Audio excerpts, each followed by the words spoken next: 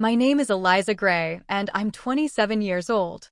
I never imagined I'd see my own sister watch with a smirk on her face as I was choked to the point of blacking out. She just stood there, arms crossed, while her husband repeatedly slammed me around, dislocating my shoulder and leaving my face a swollen mess. It wasn't out of fear. It wasn't a mistake. It was because I refused to sign for a loan.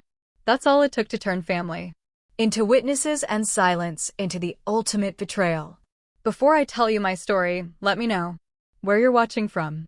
Please support me by liking this video and subscribe if you agree that a home should be the safest place on earth, not the most dangerous battlefield. It was a Saturday afternoon in Fayetteville, a day of brittle peace. The kind of quiet that feels earned after a long week on base. My ritual was always the same. Break down, clean, and reassemble my standard issue M17 service pistol. The methodical process, the scent of gun oil, the satisfying click of metal sliding into place was a form of meditation for me. It was the one time my mind, always running threat assessments and strategic scenarios, could fall silent. In the controlled, predictable mechanics of the firearm, I found my center. That center was shattered by the crunch of tires on the gravel outside my apartment complex. I didn't need to look. I recognized the sound of Julian's oversized Lincoln Navigator, a vehicle that always seemed to announce its arrival with unearned arrogance. They hadn't called. They never did. The unspoken rule in the gray family was that my time, my space, and my boundaries were merely suggestions, easily overridden by their whims. The door opened, and my sister Serafina swept in. She brought with her a cloud of Chanel No. 5 and the suffocating atmosphere of wealthy suburban entitlement. Her eyes, sharp and critical, did a slow scan of my meticulously organized apartment. Everything had a place, a reflection of a life built on order, a stark contrast to the chaos of our upbringing. Still looks like a dorm room, Ellie, she said, her voice dripping with pity that wasn't pity at all. When are you going to start actually living? Each word was a needle dipped in poison, aimed directly at the choices I had made. The life of discipline I had forged for myself. My career as a captain in the Army Medical Corps was, in her eyes, not living. It was merely a placeholder for the life of McMansions and country club memberships. She considered the standard. They hadn't come empty-handed, of course. Julian lumbered in behind her, carrying a case of local craft IPA and a large aluminum tray of Sloan's smoked barbecue ribs from a place down on Hay Street he knew was my favorite. It was a classic tactical maneuver, softened the target before the assault. A peace offering before the war. They settled onto my couch as if they owned it. Julian placed a thick manila folder on my coffee table and slid it across the polished wood. It stopped just short of my cleaning mat. It felt less like an offering and more like an ultimatum. This is your chance to give back to the family, Ellie, Julian began, his tone that of a magnanimous benefactor. He leaned back, spreading his arms across the back of the couch. He then reached into his jacket pocket, pulling out a cigarette and a familiar worn silver Zippo. My breath caught in my throat. It was my father's, the one he'd carried through 2 tours in Desert Storm.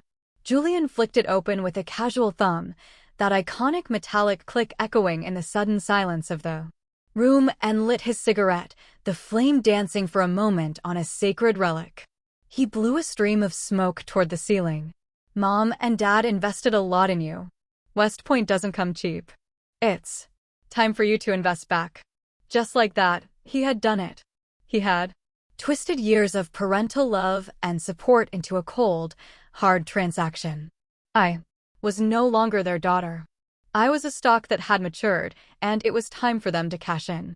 My signature, I now understood, was the only dividend they were interested in. My hands felt steady as I picked up the folder.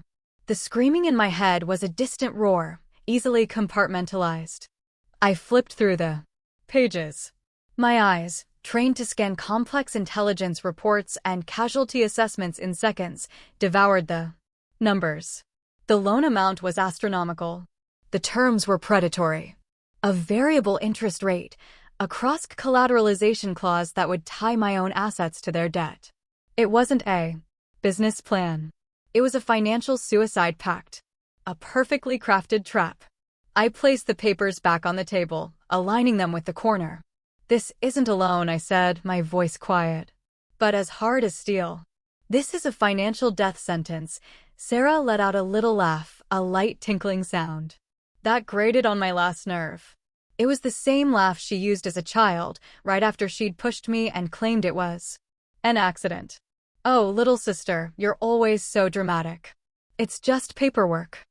A simple formality. You just sign and it's done. It's just paperwork." That sentence detonated in the quiet of the room. It vaporized my entire career. It erased the years of study, the grueling physical training, the sleepless nights in field hospitals, the weight of holding a soldier's life in my hands. All of it. The discipline, the sacrifice, the honor, reduced to a mere formality. My life's work, my credit, my very identity as Captain Eliza Gray was nothing more than a procedural step in their get-rich-quick scheme. The rage inside me was a white-hot silent inferno. My old drill instructor at West Point used to bark at us. "Hesitation kills you faster than an enemy's bullet." I did not hesitate. I didn't argue. I didn't raise my voice. I simply reached out, closed the manila folder, and placed it neatly on the corner of the table. I looked directly at Julian, then at my sister. "I'm not signing," I said. My voice was devoid of emotion, a flat statement of fact. The shift in the room was immediate. The air grew thick, heavy, with unspoken fury. Sarah's practiced smile froze, cracked, and then twisted into an ugly sneer of disbelief and anger.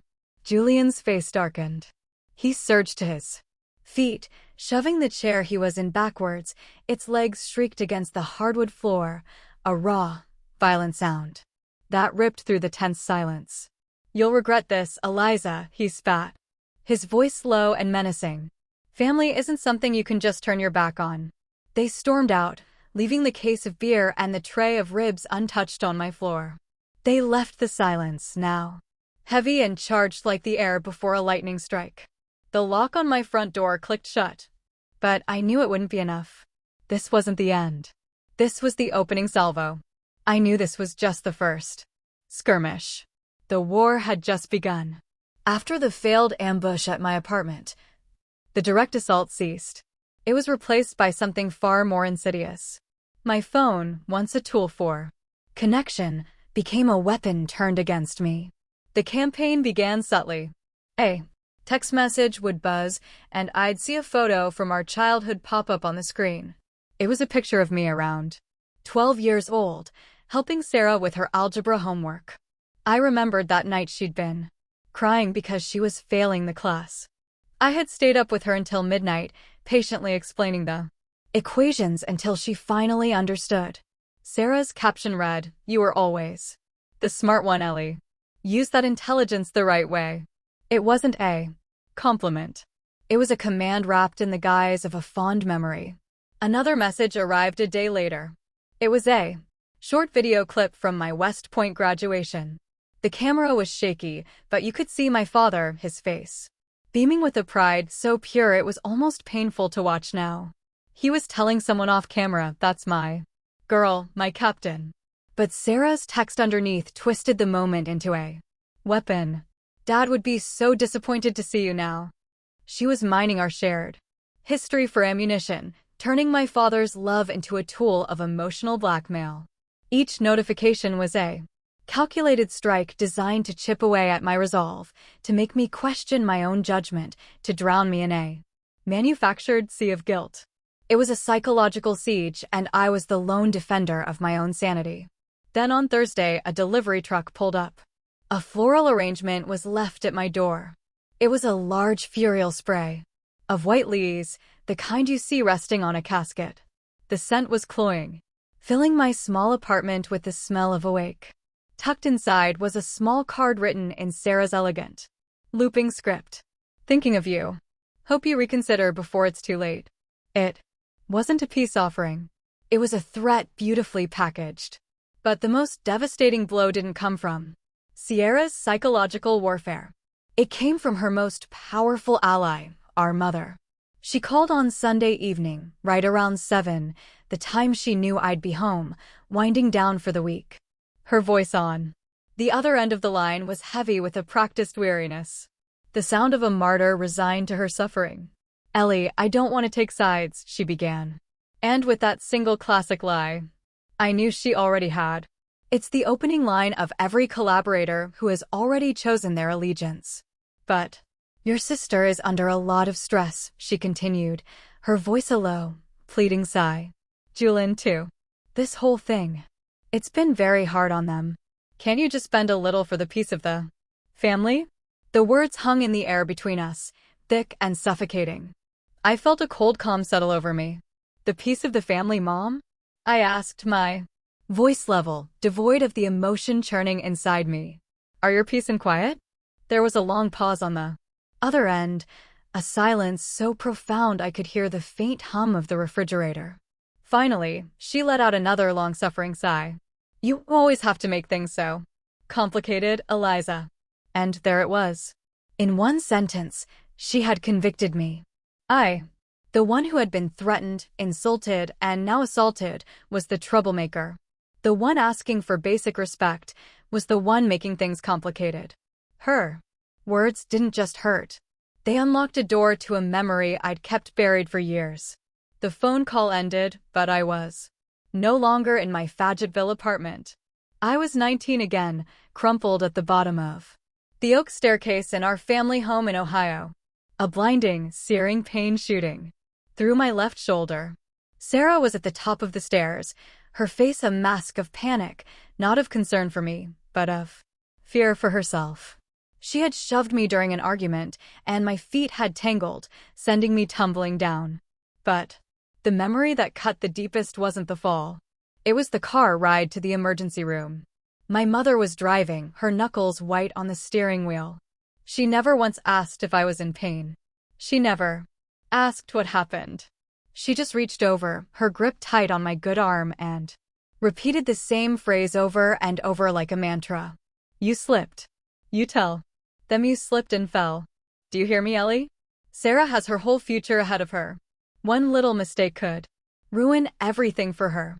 She taught me a vital lesson that day. My pain didn't matter. My truth was irrelevant.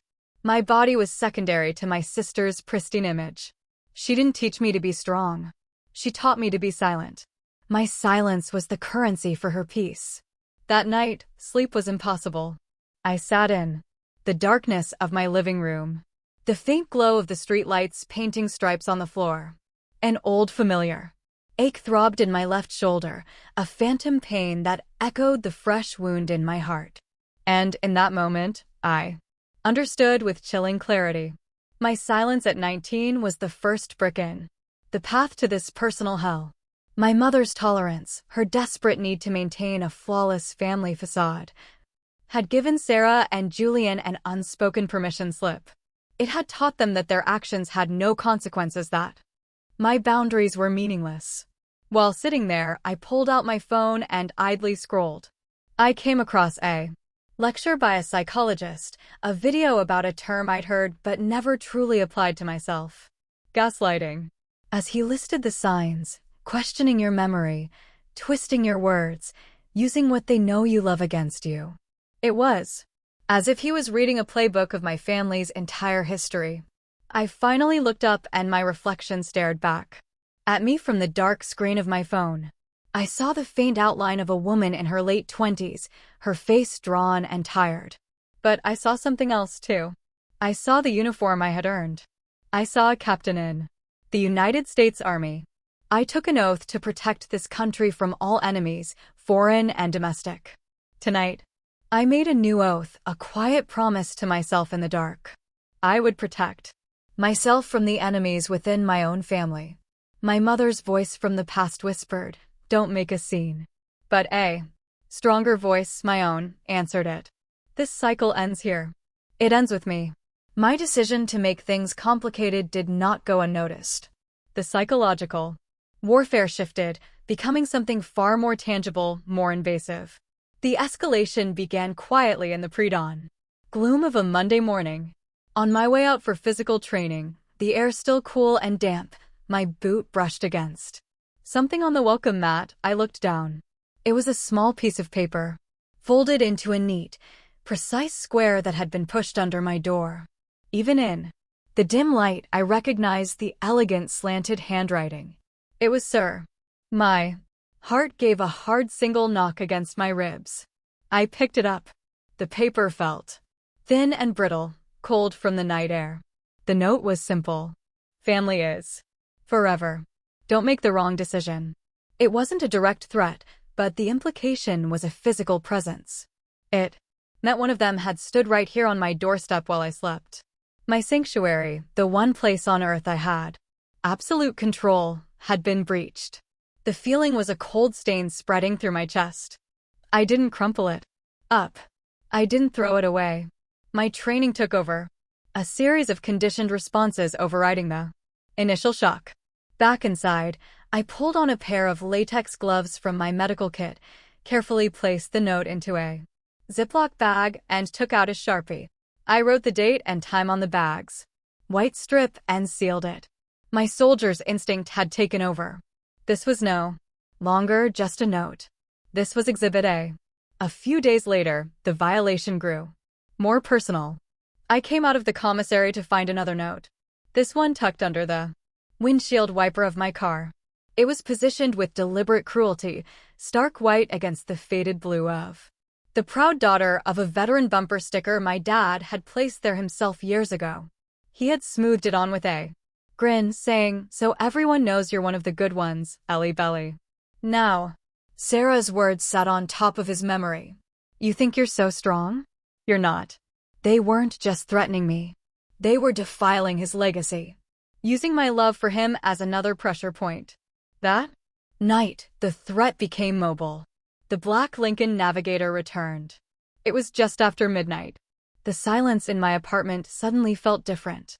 Not peaceful, but a heavy listening silence. Then I saw it. It pulled up across the street, killing its engine, its tinted windows reflecting the erratic flicker of a faulty street light. He didn't get out. He just sat there, a silent, hulking presence in the dark. In combat, the threat is known, often visible. You engage, you neutralize, you survive. This was different. This was a psychological invasion, a violation of the soul. Any other woman might have hidden, called 911. But I was trained to face the things that lurk in the dark. It was the oh what a loop. An endless cycle drilled into me at West Point. Observe. Orient. Decide. Act. Observe. A hostile entity is conducting surveillance. Orient. The entity is my brother-in-law. His intent is intimidation. Decide. I will not show fear. I will gather intelligence. Act. I moved through my apartment, turning off each light until I was cloaked in darkness. Staying back from the window, I raised my Militara binoculars. The lenses cut through the night, and there he was, the faint glow of his phone illuminating his face. My breathing was slow and even. I took out my own phone, braced it against the window frame for stability, and took several clear, high-resolution photos of the Navigator, ensuring the license plate was perfectly legible. I logged the time he arrived, 12:17 a.m. An hour later, I logged the time he left, 1:22 a.m. He thought he was the hunter. He had no idea the prey was building a file on him. The next day I drove to Raleigh. Maya Chen's law office was a bastion of calm logic in a world that felt increasingly chaotic. I laid the Ziploc bags and the printed time-stamped photos on her polished mahogany desk.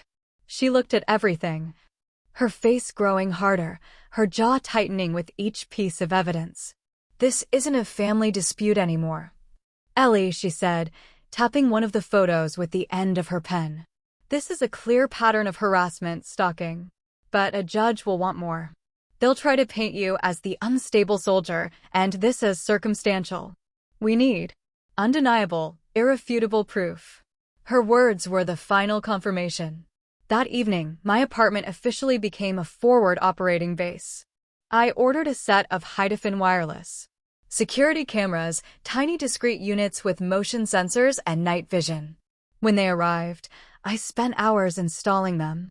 Each camera placement was a strategic decision. One went inside a potted fern on the porch, its lens peering through the leaves. Another, disguised as a landscape stone, was nestled in the mulch by the walkway.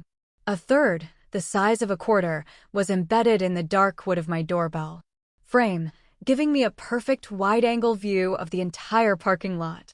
I'd set up defensive perimeters in deserts halfway across the world. I never imagined I'd have to do it in my own home. A cold, professional calm settled over me. I was no longer waiting for the next move. I was setting the board. Their patience finally ran out by the end of the week. The last note wasn't slipped under the door. It was plastered to the center of it with angry silver strips of duct tape. It was a public branding, a mark of their ownership. It read like a summons. Sunday dinner at Mom's. Be there and act right. This is your last chance. The sheer unadulterated arrogance of it stole my breath. Act right. As if I were the one who had shattered the peace. They weren't inviting me. They were ordering me.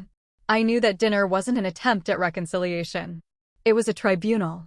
In ambush. But in their supreme confidence, they made a fatal tactical error. They gave me a time and a place. They gave me a battlefield of their own choosing, and they gave me time to prepare. The drive from North Carolina to Ohio was long and solitary, 8 hours on the highway. Watching the landscape flatten and the trees turn to the familiar golds and reds of an Ohio autumn. With every mile, I felt like a soldier being deployed, driving deeper into enemy territory. The territory, in this case, was the sprawling suburban house where I grew up. As I pulled into the driveway, the familiar scent of my mother's roasted turkey hung in the air. A ghost of 1,000 happier Sundays. I could hear the murmur of conversation and bursts of laughter from inside. For a fragile moment, a foolish sliver of hope flickered within me. Maybe this won't be so bad. Maybe they'll listen. The hope died the second I opened the front door. Every conversation stopped. Every head turned. A dozen pairs of eyes, my uncle, Robert, my Aunt Mary, my cousins, all locked onto me. It wasn't the warm gaze of family welcoming one of their own. It was the cold, unified stare of a jury watching a defendant walk into the courtroom. I could see it instantly. They had all been briefed. This wasn't a family dinner. It was a strategic operation, and I was the target. Before I could even take off my jacket, my Uncle Robert, a man I'd once adored for his fishing stories and easy laugh, intercepted me. He steered me into the den, his hand gripping my arm a little too tightly. "Ellie," he said, his voice a low conspiratorial whisper. "You're a soldier. You're tougher than the rest of us. Just give your sister a break on this one. Okay, we men, we don't like it when a woman is too rigid." The words hit me like a physical blow. He had reduced my strength, my career, my entire identity to a personality flaw. To him, my principles were just a woman being too rigid. The dinner itself was a masterclass in psychological torture. I was seated at the far end of the table, an island of isolation. They spoke around me, through me, as if I were a ghost at their feast. My cousin passed the bowl of mashed potatoes directly in front of my plate to his brother, his eyes never meeting mine. It was a deliberate, petty act of exclusion, and it was brutally effective. The conversation was a carefully orchestrated barrage of passive aggression. My Aunt Mary went on a long, loud monologue about how her son Mark had sacrificed to co-sign a mortgage for his younger sister. "That's what family does," she declared, looking pointedly down the table in my direction. "We lift each other up." Uncle Robert then launched into a speech about family duty and the sacred importance of preserving the bloodline, as if their get-rich-quick scheme was some noble ancestral quest. Every word was a veiled accusation, a piece of moral shrapnel aimed at me. And through it all, my mother sat at the head of the table, a silent queen, presiding over my execution. She wore an expression of carefully crafted sorrow, the picture of a heartbroken matriarch. But her silence was more damning than any accusation. She was the commander of this army, and by saying nothing, she gave her full endorsement to the assault. She was watching her own daughter be torn apart by the pack, and she didn't lift a finger. As the meal wound down, my mother finally spoke. She didn't look at me. She stared down at the remnants of food on her porcelain plate and let out a heavy sigh loud. Enough for the entire table to hear. Eliza, she said, her voice trembling with manufactured pain. I just don't understand why you always have to fight this family. Your father, he would be so sad if he were here. That was the kill shot, the one weapon they knew I had no defense against. She took my hero, my moral compass, my one true ally in this family, and used his memory to shame me. A hot, bitter wave of grief and rage rose in my throat, choking me. My hand trembled as I set my fork down. The clink of silver against china was unnaturally loud in the sudden, expectant silence. I'm done, I said, my voice barely a whisper. I pushed my chair back and stood up. I walked out to the back porch, the cold autumn air a welcome shock to my system. I needed to breathe to escape the suffocating weight of their judgment. A moment later, the screen door creaked open. Sarah glided out, a glass of red wine in her hand. The mask of civility was gone. See, she said, her voice dripping with smug triumph. There's no one on your side, Eliza. You're all alone in this. She took a slow, deliberate sip of wine, her eyes never leaving mine. She moved closer, the scent of her perfume and the wine mingling in the cold air. She leaned in, her lips close to my ear, and her voice dropped to a conspiratorial, venomous whisper. You're going to sign it. You have no other choice. She paused, letting the words sink in. Then she delivered the final contemptuous blow. You won't do anything, little sister. You never do. My father used to read from Proverbs sometimes. There was one verse that came back to me then, clear as a bell. Wounds from a friend can be trusted, but an enemy multiplies kisses. Sarah's words were meant to be a final insult, a reminder of every time I had backed down, every time I had chosen silence for the sake of peace. She thought she was burying me under the weight of my past. But this time her words didn't extinguish the last of my fight. They ignited a fire. For 2 days. After that catastrophic dinner, there was nothing. No calls, no texts, no notes under the door. It was a dead, unnerving silence that was far more menacing than any threat. I knew this wasn't an admission of defeat. This was the coiled silence of a predator gathering itself before the final lunge. My apartment was no longer a sanctuary. It had become a forward outpost. I lived in a state of heightened readiness, what we in the military call condition red. Sleep was a luxury I couldn't afford. Instead, I took short 2-hour rests, always fully clothed. I checked the live feeds from my security cameras hourly, my eyes scanning the dark parking lot for any sign of the Black Navigator. My M17 service pistol, cleaned and loaded, with a full magazine, sat in the nightstand drawer next to my bed. Its cold weight, a grim comfort. I wasn't living in fear. Fear is a paralyzing emotion. This was different. This was vigilance. Every creak of the floorboards from the apartment above, every sweep of headlights across my window from the street sent a jolt of electricity through me, my muscles tensing an automatic response. I was a soldier on watch, and the enemy was close. The storm broke on Tuesday night. My phone rang, the screen flashing an unknown number. My training protocol kicked in. Never identify yourself first. I answered the call and said nothing, listening to the silence on the other end. Then his voice came through the speaker, a low guttural rasp thick with whiskey and rage. It was Julian. You've got 10 minutes. He didn't bother with pleasantries. Have that folder signed and ready by the door. If you don't open it, I'll open it myself. The line crackled, and I could hear Sarah's voice in the background. A faint, indistinct murmur. It wasn't the sound of protest. It was the sound of encouragement. Then Julian added one last thing, his voice dropping to a sneer filled with contempt. You think that uniform protects you when you're alone in your house. You're just another weak woman. I disconnected the call without a word. My heart didn't pound with fear. It began to beat with a slow, heavy, powerful rhythm. A war drum counting cadence. A surge of pure, cold adrenaline flooded my veins, sharpening my senses, clearing my mind of everything but the immediate threat. The game had changed. This was no longer about intimidation. This was about to be a physical assault. I glanced at the clock. Less than 5 minutes later, a pair of headlights cut a sharp, aggressive turn into my parking lot. It was the Lincoln Navigator. But this time, it didn't park discreetly across the street. It barreled forward, stopping directly in the spot beneath my living room window.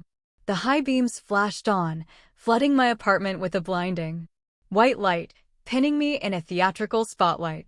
It was an act of raw, naked aggression. They wanted me to see them coming. They wanted me to be afraid. The driver's side door flew open and Julian stumbled out. He was drunk, unsteady on his feet, but his movements were fueled by a volatile energy. The passenger door opened and Sarah emerged. She moved with a chilling, almost serene calmness, her posture perfect, as if they were arriving at a gallery opening instead of preparing to break down my door. They made no attempt to be quiet or conceal their intentions. I didn't hide. I didn't cower.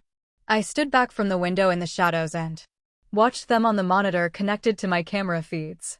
I saw Julian go to the back of the SUV and open the trunk. My blood ran cold as he pulled out a long metallic object, an aluminum baseball bat. He slammed the trunk shut, the sound echoing through the quiet night.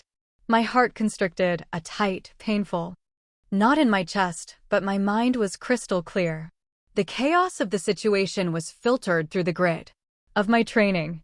I moved with purpose, executing a mental checklist I'd rehearsed 100 times in the last 48 hours. Step 1. Secure the perimeter. I shot the deadbolt on my front door and engaged the secondary security chain. A flimsy defense, but it would buy me seconds. Step 2. Arm myself. I moved to the bedroom, slid open the nightstand drawer, and retrieved my M17. My hands were perfectly steady as I checked the magazine and chamber. The weight of the weapon was familiar, an extension of my own will. Step 3. Ensure evidence collection. I tapped a command on my phone, activating the emergency cloud-based recording on all cameras. Whatever happened next would be documented. Step 4. Activate alert system. I strapped a small unassuming watch to my wrist. It looked like a fitness tracker, but a hard press on its side sent a silent distress signal with my GPS coordinates to a private security firm and Maya. I took a deep breath, the air cool in my lungs.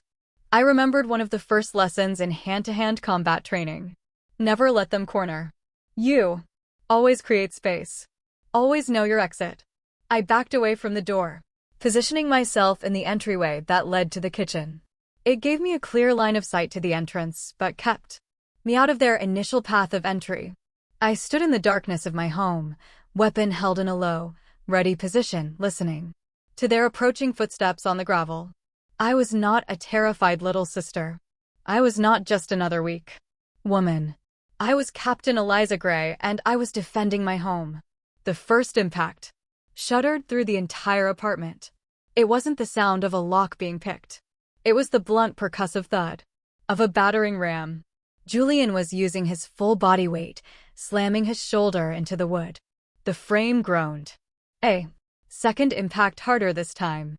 I heard the splintering crack of wood-like bone snapping. The security chain rattled, holding on for a desperate second before its screws were ripped from the frame. On the third slam, the door burst inward, torn from its hinges.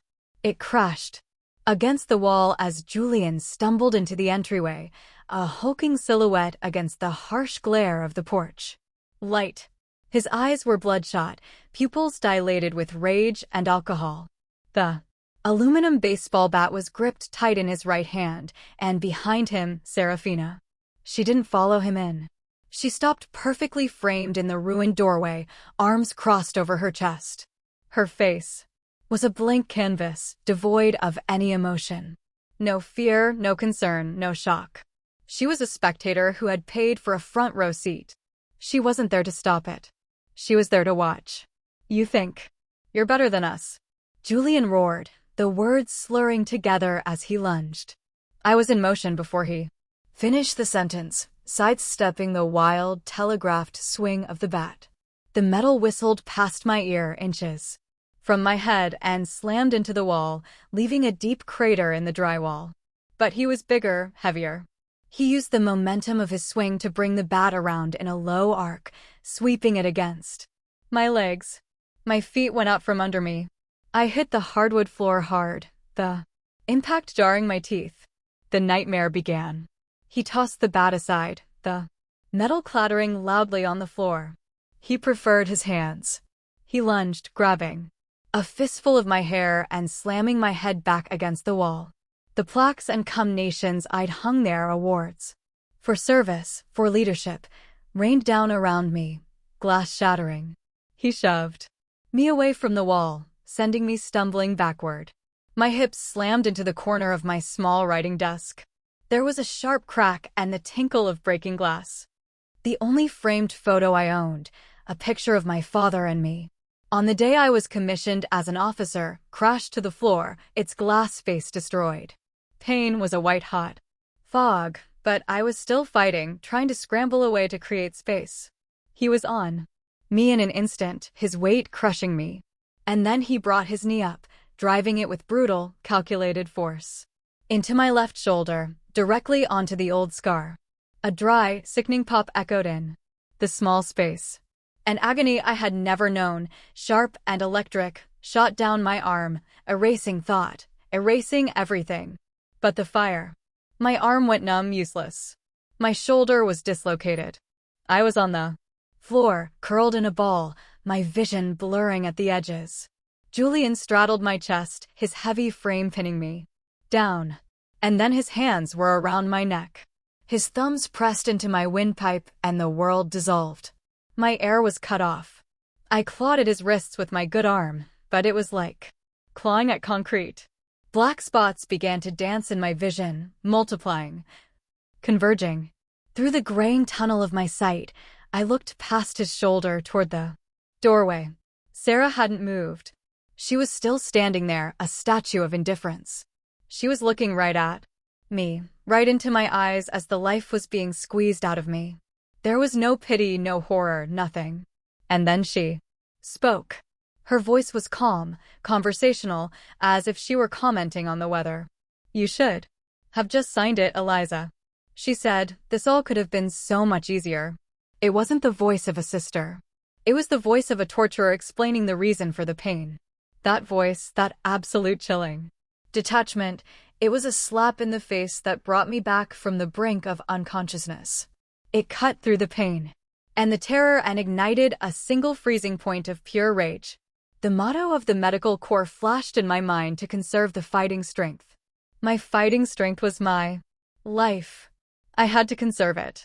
My left arm was useless, but my right was still free. While Julian's focus was entirely on crushing my throat, I summoned the last of my strength.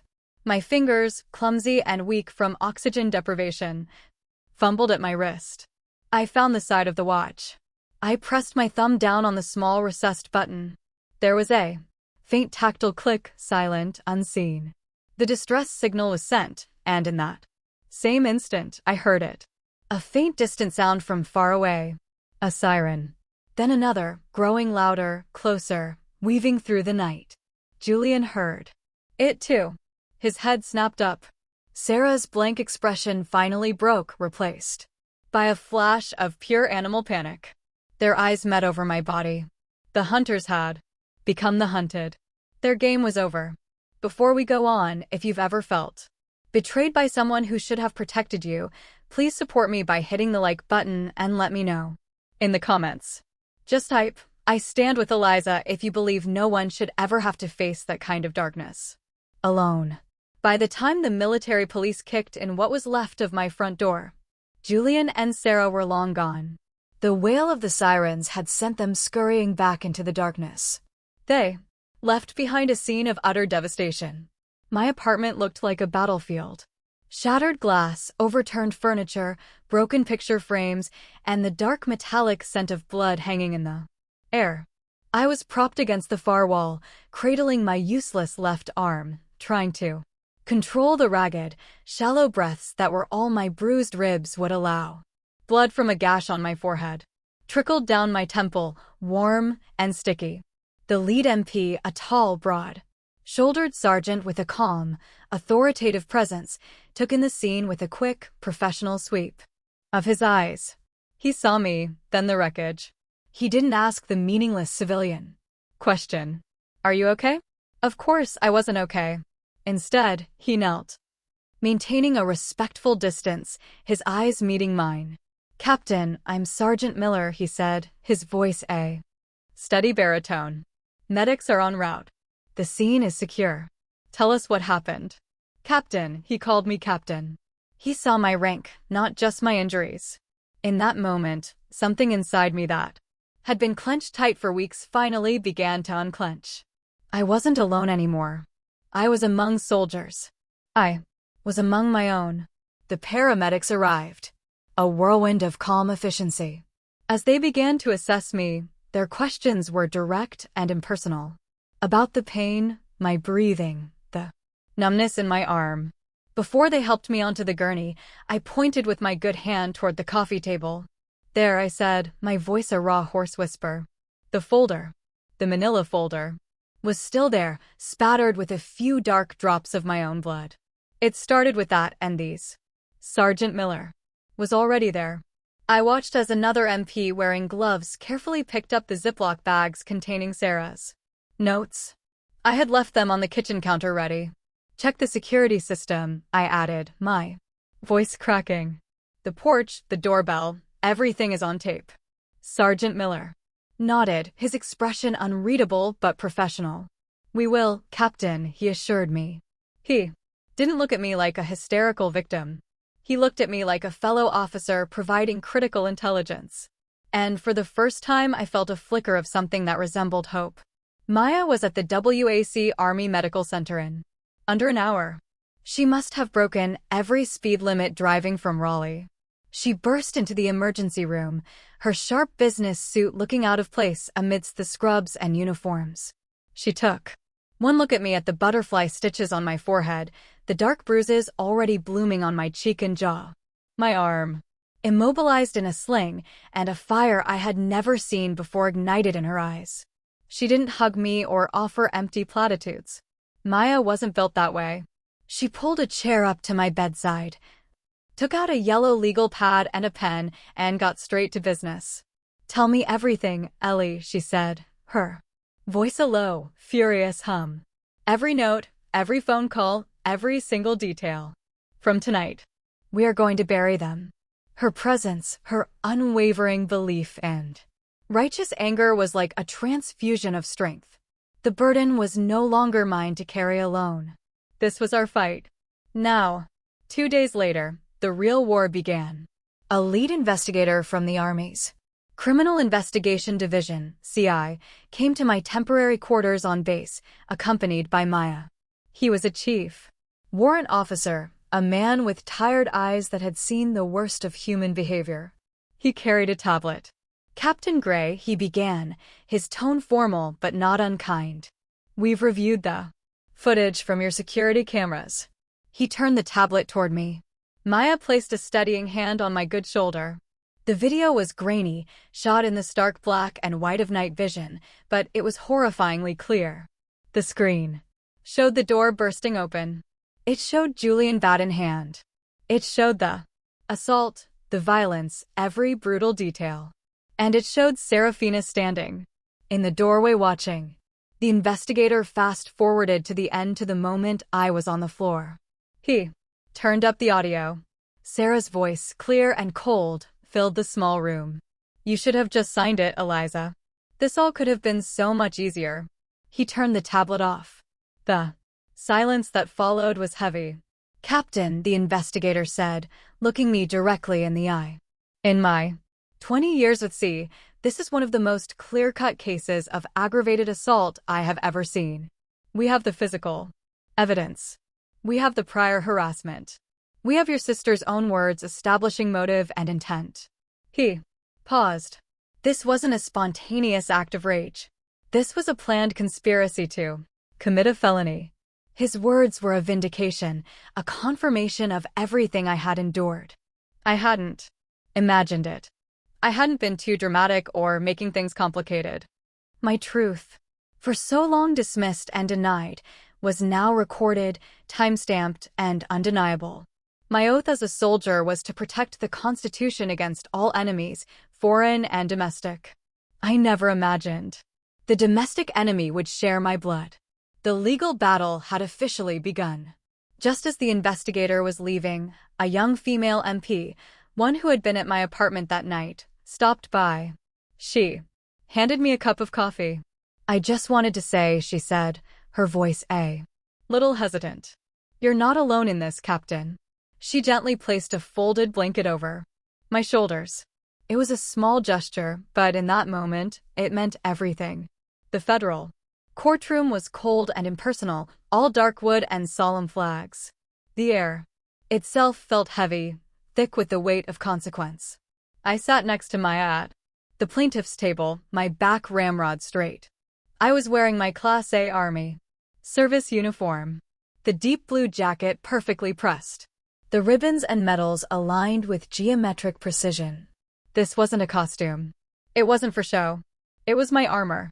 It was a silent declaration to everyone in that room, the judge, the jury, and the family that sat across from me of who I was. Captain Eliza Gray, an officer of the United States Army. Across the aisle, Julian and Sarah sat at the defendant's table. They were dressed in expensive conservative clothing, looking like a power couple who had unfortunately stumbled into some minor legal trouble. They were leaning into the role of the victims, the concerned family members who had been unfortunately drawn into the vortex of my supposed instability. And sitting in the gallery, directly behind them, a silent wall of support for my abusers, were my mother and my Uncle Robert. Their presence was a final public act of betrayal. Julian took the stand first. Under the gentle guidance of his lawyer, he spun a fantastic tale of fiction. He portrayed himself as the concerned brother-in-law, simply stopping by to talk some sense into his troubled sister-in-law. In his version of events, I had become agitated and aggressive. He claimed I had attacked him and that everything he did was merely in self-defense. His lawyer then tried to build on this narrative, attempting to paint a picture of me as an unstable soldier, a ticking time bomb of undiagnosed PTSD. He used my service, the very thing I was most proud of, as a weapon against my credibility. Captain Gray's extensive combat training, he argued, makes her a far more dangerous aggressor than my client. Maya rose slowly. "Objection, Your Honor. Counsel is speculating." Before the judge could rule, Mia turned to the jury. My client's skills were acquired to defend this country, not to be assaulted in her own home by an intoxicated man who outweighs her by over 100 pounds. The judge sustained the objection, but the point was made. I kept my eyes fixed on the jury. A panel of ordinary citizens, a teacher, a mechanic, a retired postal worker. I didn't let my expression waver. I let them see my stillness, my composure. I let them see the stark contrast between the unhinged woman their lawyer described and the calm, disciplined officer sitting before them. I had to trust the evidence. I had to trust the truth. And then it was time for the truth to have its say. "The prosecution calls its next exhibit," Maya announced, her voice ringing with clarity in the quiet room. The unedited security footage from the plaintiff's residence. The bailiff dimmed the courtroom lights. A large screen descended from the ceiling. A collective stillness fell over the room. And then the images appeared, stark and silent in black and white. My ruined doorway, Julian, a raging bull storming in the bat. Swinging. The fall, the brutal silent ballet of violence, and Serafina, a motionless sentinel watching. The entire courtroom held its breath. The silence of the raw footage was more damning than any scream. You could hear someone in the jury box gasp. You could feel the atmosphere in the room shift, the lie they had so carefully constructed shattering into a million pieces. Maya let the silent horror play out for a full 30 seconds. Then she said, "Audio, please." At the 2-minute 14-second mark, the scene on the screen was Julian's. Hands around my neck, my body going limp, and then my sister's voice, clear and cold, filled the courtroom. A subtitle appeared on the screen, burning the words into everyone's memory. "Sierra Gray, you should have just signed it, Eliza. This all could have been so much easier."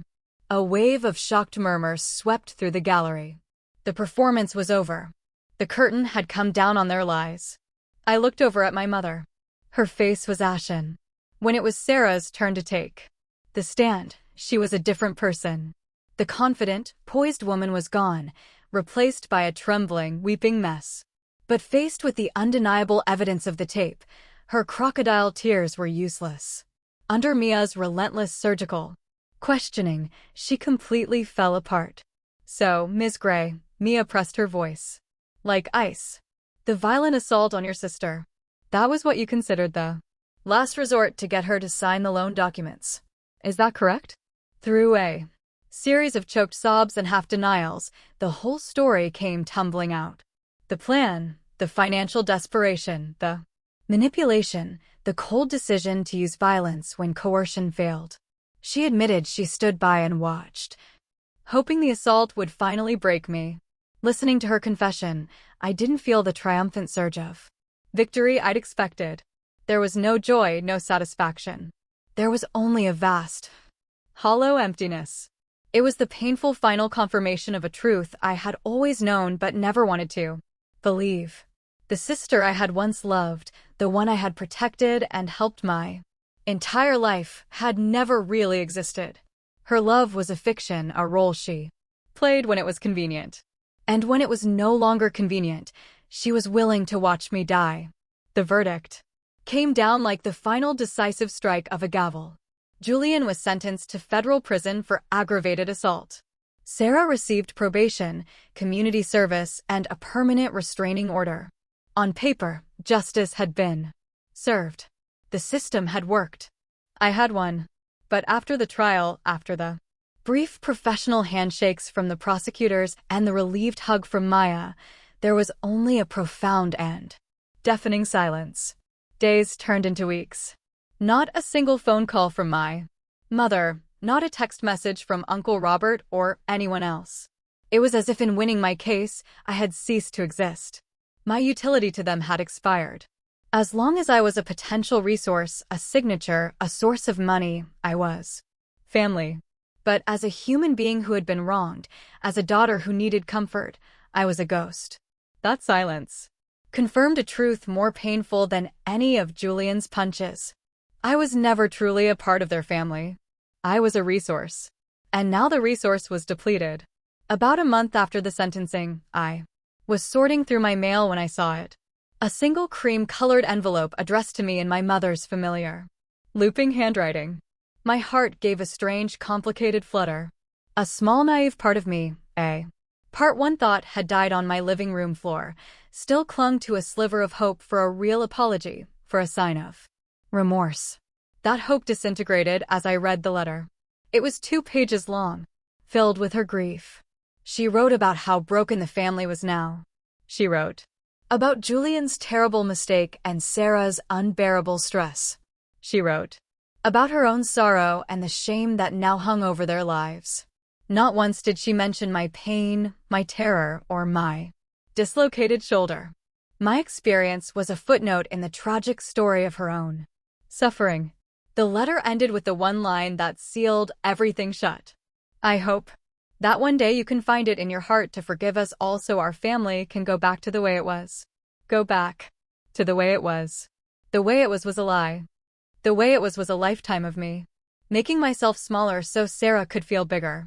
The way it was my pain, being silenced for the sake of their comfort. She wasn't asking for healing. She was asking for me to return to my designated role in their dysfunctional play. I sat with that letter for hours, just holding it in my hands, the paper growing warm. I thought about forgiveness. I realized that holding on to my hatred and resentment was like drinking poison and waiting for them to die. The only person it was destroying was me. The anger had served its purpose. It had fueled me to fight, but to carry it forever would be a life sentence of my own making. So in the quiet solitude of my apartment, I forgave them. I forgave Sarah for her cruelty, for a jealousy so corrosive it had turned her into a monster. I forgave Julian for his pathetic violent rage, the act of a weak man trying to feel powerful. And the hardest part of all, I forgave my mother for her cowardice, for choosing the illusion of a perfect family over the well-being of her actual daughter. I forgave them not because they deserved it, but because I deserved peace. But my forgiveness was not an invitation. It was not a get-out-of-jail-free card that would allow them back into my life. It was a private act of liberation, a severing of the toxic emotional chains that had bound me for 27 years. I went to my closet and pulled a box down from the top shelf. It was a dark cherrywood shadow box my father had used to display his military medals, his Purple Heart, his Bronze Star, his Cum Nations. After he died, I couldn't bring myself to hang it. It felt too final. I had kept his things in there along with the letters he had written me from his deployments. I opened the box. The smell of old paper and polished wood filled the air. I took out one of his old letters, the paper soft and worn. His handwriting was strong and clear. Ellie Belly, it read. Don't ever let anyone else set your moral compass. You know what's right. Trust that. Live by that. That's all a person has in the end. Reading his words, I knew exactly what I had to do. Living by my moral compass meant protecting myself. It meant honoring the sacrifices I had made to build this life. It meant refusing to go back to the way it was. I took my mother's letter, folded it neatly, and placed it inside the shadow box next to my father's medals. I would not reply to it. I would not burn it. I would keep it as a solemn reminder of a chapter of my life that was now definitively closed. A relic from a war I had survived. That was my boundary, not a line drawn in the sand, easily washed away by the next tide of guilt or obligation. This boundary was forged in pain and reinforced with the steel of my own hard-won survival. Forgiveness was for the past. My boundaries were to protect my future.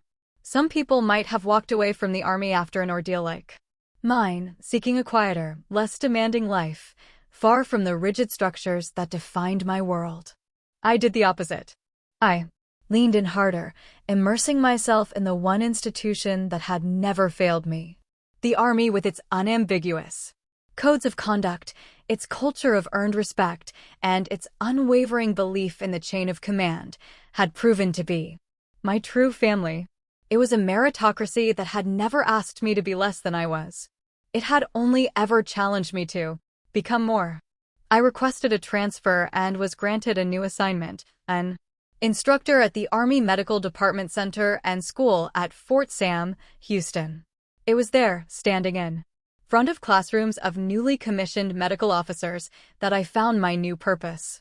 Looking out at their faces, young, fiercely intelligent, a mix of unshakable confidence and barely concealed fear, I saw a reflection of myself a decade earlier. I saw the same fire, the same raw desire to serve. My official job was to teach them battlefield medicine, how to apply a tourniquet under fire, how to manage mass casualties, how to triage in chaos. But my real mission, the one I assigned to myself, was to teach them about the wounds you can't see.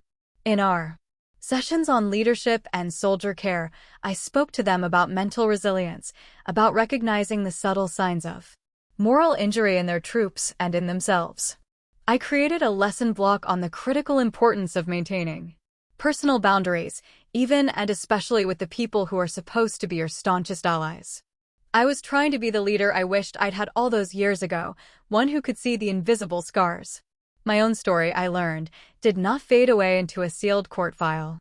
The case, now officially documented as Graver's Thorn, became a formal case study. Maya called to tell me it was being used in training courses for the Judge Advocate General's Corps, the JAGs, as a textbook example of the complexities of domestic violence within military families. The first time she told me, a hot flush of embarrassment washed over me. My most private, humiliating pain. Now a lesson plan with bullet points. But as I thought about it, the shame gave way to a sense of profound purpose. My ordeal could potentially save another soldier from the same fate. It could give a young JAG the insight needed to believe a victim when their own family was calling them a liar. My pain had been alchemized into a lesson. My scars had become a shield for others. About a year after the trial, an official email landed in my inbox. The sender was the Department of Defense.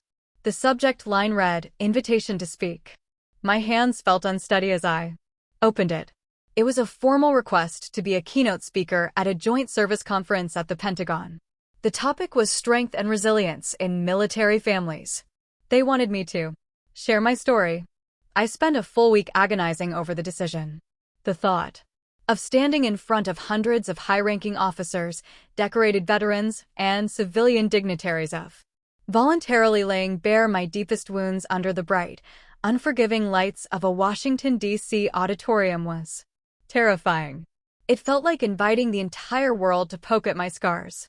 But then, as I stood watching my trainees practice triage drills one afternoon, I looked at their determined faces. I thought of that young female MP who had placed a blanket over my shoulders, and I knew I had to do it. This wasn't for me. It was for them.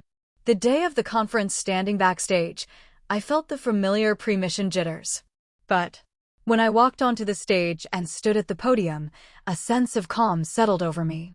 I looked out at the sea of faces, men and women in the dress uniforms of every branch of service, their chests adorned with ribbons that told their own silent stories of sacrifice. I took a deep, steadying breath, and I began. I didn't tell my story with anger or bitterness. Those emotions had burned away in the crucible of my healing, leaving something cleaner, stronger in their place. I told it with the calm, measured voice of a survivor, a witness.